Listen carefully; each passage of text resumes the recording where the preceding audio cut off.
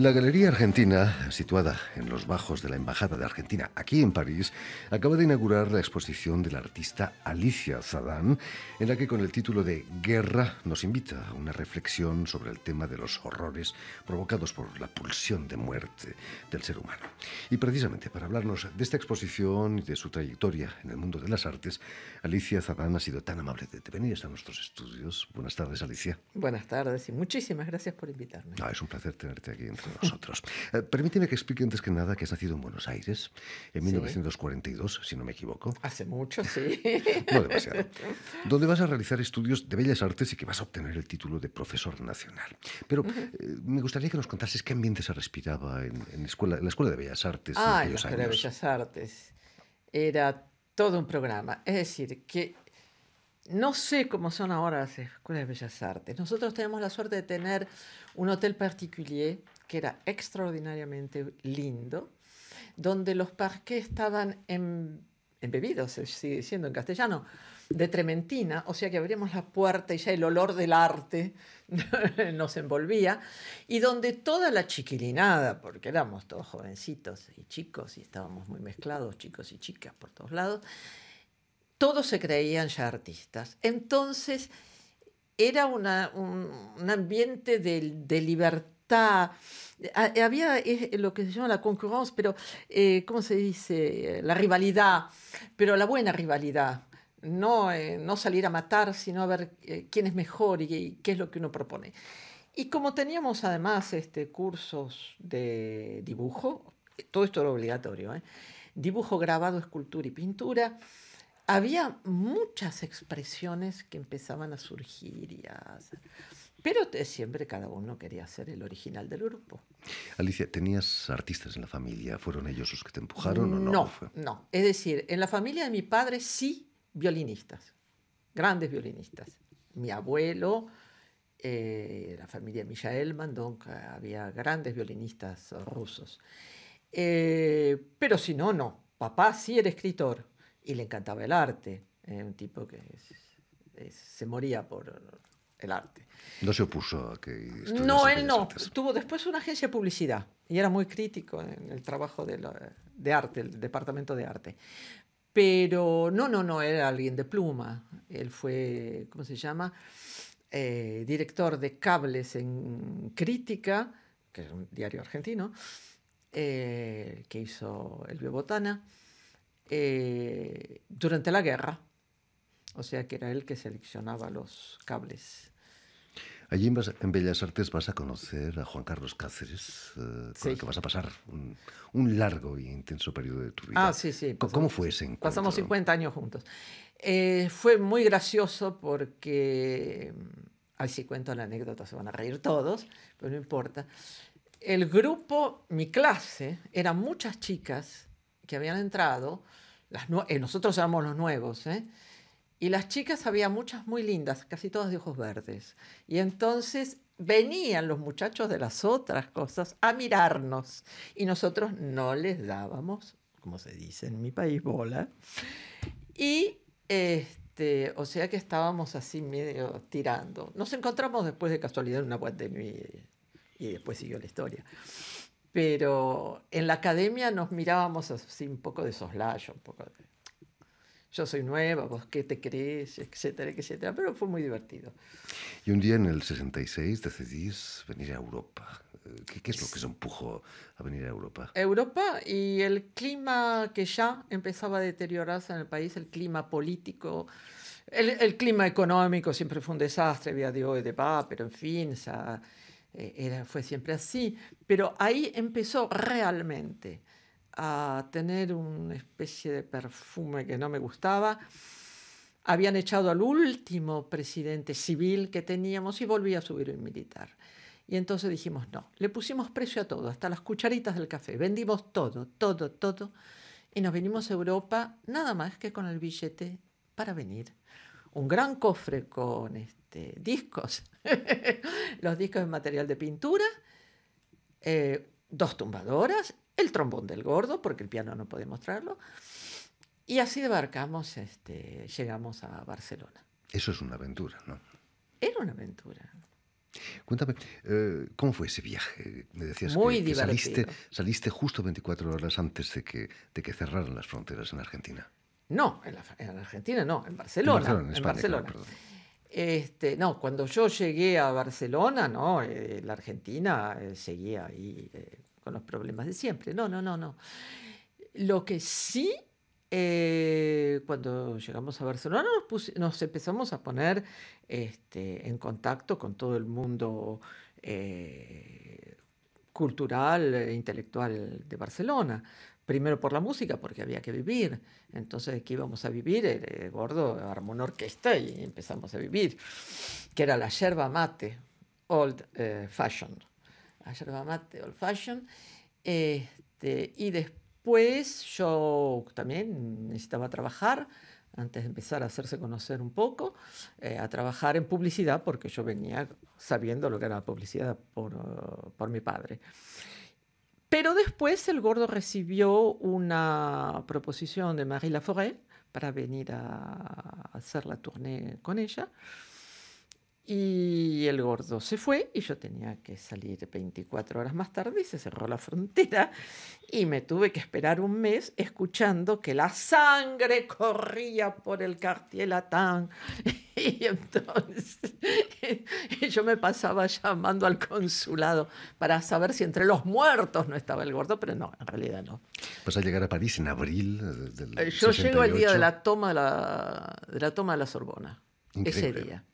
Hay una memoria histórica Ay, extraordinaria. genial, no lo olvidaré jamás, jamás. ¿Cómo fue esa toma? Esa toma, y yo seguramente era medio inconsciente, ¿cuánto? Tenía 23 años, una cosa así. Y con todo mi romantismo yo quería ver esa Sorbona. Y cuando voy a ver algo que no se veía en ningún lado, son las grandes banderas negras y rojas de metros que colgaban de la Sorbona.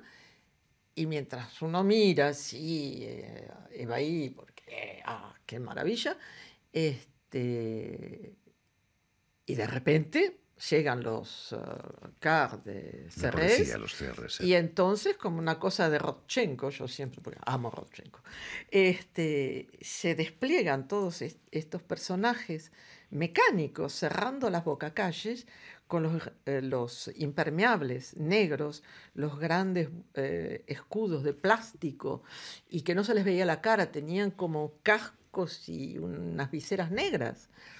Después se hizo, ¿cómo se llama este film? El coso del mal. Sí, la Sí, Guerra de las Galaxias. la galaxia, bueno, pues no lo vi, pero no me importa. Y es más o menos. Como Dark Vador, se Sí, parecía. Dark Vador, eso mismo. Parecían una cantidad de Dark Vador. Y fue ahí cuando empezaron a silbar las cargas de, ¿cómo se llama? Lacrimógenas, y el gordo me agarró de un brazo y me llevó corriendo y me sacó del medio. Y bueno, acá estamos. Una vez calmadas las cosas, me imagino que en París el ambiente artístico era más que intenso, ¿no? Era muy intenso porque todo el mundo se pensaba a todo eso revolucionario en su rincón. Ahora, ¿qué tipo de revolución querían hacer algunos? No sé. Algunos querían hacer su propia revolución porque querían cambiar de vida. Otros querían hacer la revolución social para que ¿cómo se dice? La sociedad tomara otra orientación. Y estábamos, las mujeres, queriendo hacer una revolución un poco más feminista. ¿Por qué comer? Había que cambiar. Mucho no cambió. Porque años más tarde me habían rebajado un sueldo diciéndome que era mujer, donc tenía que ganar 30% menos, no me lo olvidaré jamás. Pero sí, las mujeres empezaron por ejemplo, que después siguieron las americanas con Van der Bray y todo ese tipo de cosas, a liberarse mismo de la ropa espantosa que nos apretaba y no nos dejaba respirar. Y pasamos a las túnicas ligeras. Alicia Zadán, vas a empezar a exponer aquí en París y en el 82 incluso vas a participar en la mítica exposición dedicada a América Latina en el Grand Palais. Exactamente. Imagino que en París no se conocía, ¿no?, el arte latinoamericano. Sí, se conocía. Sí se conocía y estaba ya Seguí, y estaba ya mucha gente y habíamos hecho muchas exposiciones. No, los sudamericanos, los venezolanos, estaba Denis René con todos los op art. No, el movimiento latinoamericano plástico de París era fuerte, existente y bueno. Y podía, porque después hubo mucho charlatán. Pero eso era muy bueno. ¿Qué recuerdos te quedan de esa exposición enorme? De esa exposición. Genial. Bueno, esa exposición empezó con un terrible malentendido. Porque esa exposición que yo ayudé a la chica que lo organizaba a encontrar la lista de los sudamericanos, que después no me dio ni las gracias, pero no importa. La cuestión era hacerlo. Esa exposición, los argentinos, que siempre somos muy rápidos, había un comité argentino, que eran todos muchachos, no diré los nombres porque nos conocemos todos, lograron tener el medio de la exposición. Ahora, esa exposición tenía que ser artistas latinoamericanos en París.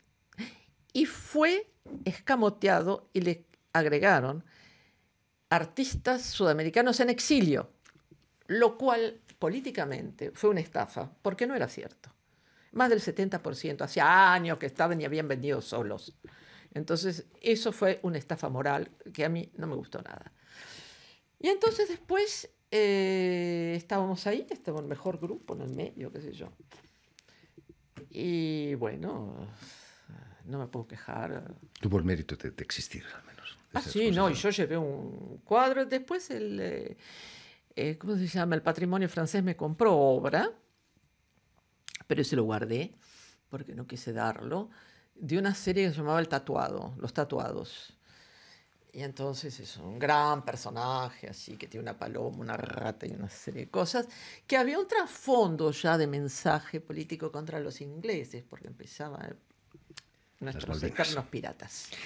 Volviendo, Alicia, sí, a la exposición que acabas de inaugurar en la Galería Argentina, sí, aquí en París, ¿cuáles han sido las razones para trabajar sobre el tema de la guerra?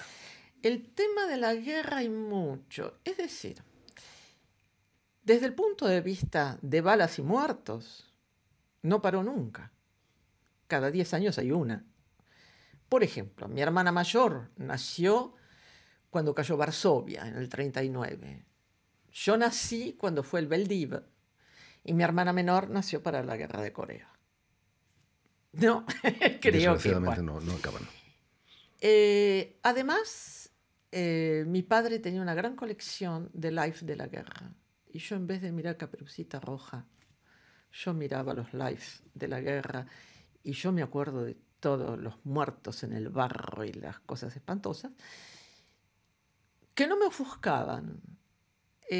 Me acuerdo que después, una vez, cuando tenía 12 años, había una calle en Buenos Aires llamada Calle Lavalle, estaba llena de cines, uno al lado del otro. Y un día entré a ver un film que se llamaba Nunca Jamás. Y Nunca Jamás fue terrible porque era un documental sobre la guerra y los campos de concentración. Y no me acuerdo más.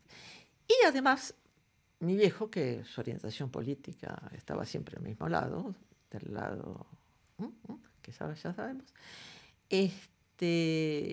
siempre le gustó, además, el arte expresionista alemán, que ya sabemos que vehicula en cuanto a mensaje. Además, siempre estuve mirando El horror de la guerra de Goya, cosas por el estilo, porque estaba lleno de libros de arte en casa. O sea que siempre tuve un contacto que no me daba miedo, que era el de la guerra. Pero cuando estalló, además, el 11 de septiembre, yo dije, bueno, ya basta, ya basta. En tus cuadros no citas a una guerra en particular. No hay ninguna guerra determinada. No hay ninguna guerra determinada porque vivimos en una larga guerra. Y sí, desde el punto de vista de la historia del arte, miramos los grandes cuadros, como la batalla de San Romano y otros, vemos que se han pintado retratos, cosas religiosas o guerras. Es lo único que ha interesado. No aprendemos nunca. No se aprende nunca porque creo que la gente es muy empecinada y que la violencia que guardan en ellos, el único contrepoison, la única vacuna que habría es la cultura. Y que la cultura, evidentemente, el arte, y esto ha sido poco a poco, desde hace muchos años, se ha estado rascando, limando y cambiando por una imagen que es una imagen mucho más comercial. Y se cantan loas generalmente a los artistas que cuestan caro o que venden caro, y no por lo que dicen. Muchos dicen que la religión y los nacionalismos son las causas principales de la guerra. Hay que acabar con eso, con el nacionalismo, por ejemplo. Nacionalismo hubo siempre. Lo que uno cree desde el punto de vista religioso, hay muchas cosas. La cuestión no es lo que uno cree. La cuestión es que la gente está perdiendo el respeto los unos de los otros. A mí no me molesta que alguien crea en Buda, en Moisés, en Alá o quien sea. No me lo imponga. Y no me pegue a mí porque yo o no creo nada del todo o porque creo en otra cosa. Si tengo ganas de creer en el Pato Donald, lo voy a creer en el Pato Donald. Pero no me vengan a imponer nada, porque yo les dejo su lugar libre y cada uno hace lo que quiere. En fin, esperemos que tu exposición sea un granito de arena para darnos cuenta de lo que es la guerra, ¿no? Es lo que trato de hacer. Yo quise darle, porque no dibujé ni pinté nada realista. ¿Cómo se dice? Me alejé lo más que pude de una representación, ¿cómo se puede decir? Consensual. Sí, consensual. Sí. De esto. Entonces le quise dar un aspecto en el cual está entre más actual de la bande dessinée, del cómics, del dibujo infantil, y un poco de la gráfica. Y yo creo que hay que adaptar el lenguaje a las nuevas generaciones. Nosotros no podemos pasar un mensaje a la gente que tiene 20 años, y menos, porque son los que van a ser, los que tienen menos que vienen, algo que no van a entender. Es inútil. La cultura y las ideas no entran con un embudo, entran con el gusto. Por supuesto. En fin, pues ya lo saben. Tienen una cita en la Galería Argentina, aquí en París, para la exposición Guerra, de la artista también argentina, Alicia Zadán. Muchísimas gracias, Alicia, por haber estado aquí con nosotros. Y si quieren volver a escuchar íntegramente esta entrevista o incluso verla en vídeo, lo pueden hacer en nuestra página web, RFI en español, en YouTube, por ejemplo, o también en la página Facebook de la emisión El Invitado de RFI. Y permíteme también dar las gracias a Nicolás Abdelmazouk, quien ha estado con nosotros a cargo de la técnica de audio y de vídeo de esta emisión. Gracias de nuevo y mucha suerte. Muchísimas gracias.